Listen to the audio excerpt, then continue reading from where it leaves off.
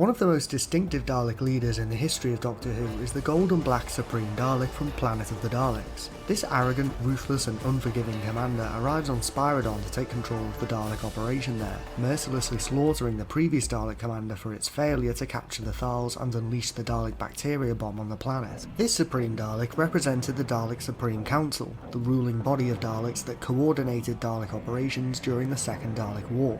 According to some accounts, this particular Dalek Supreme was one of the early Dalek leaders, a warlord to the Dalek Prime no less, and other sources suggest that this leader was present on Skaro when the Master first suggested an alliance between himself and the Daleks.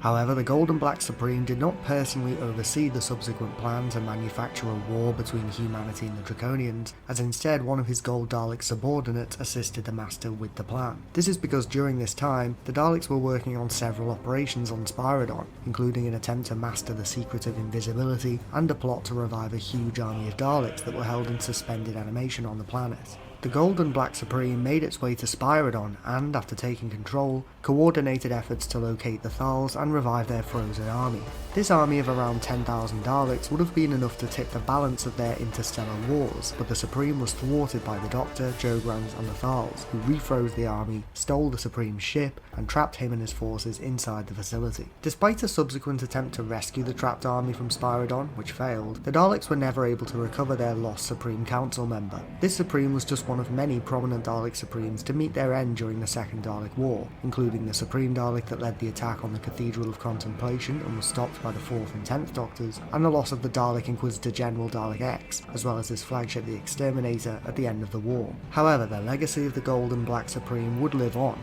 as later Dalek Supremes would go on to don a very similar design, such as the Supreme Dalek that led the Dalek conquest of Omnia, and another Supreme Dalek that led the Dalek attack on the Great Library of Kar Sharat, showing just how much of an impact this particular Dalek Supreme had on Dalek culture. Future Supreme Daleks would go on to emulate the distinctive casing design of this Dalek warlord in order to project the sense of authority and fear that this Dalek instilled in both its enemies and its own kin. What do you think of the Gold and Black Dalek Supreme? Do you want to see this specific Dalek leader return one day to seek revenge on the Doctor for trapping it on Spyridon? What other specific Dalek Supremes do you want me to cover in the future? Let me know in the comments below.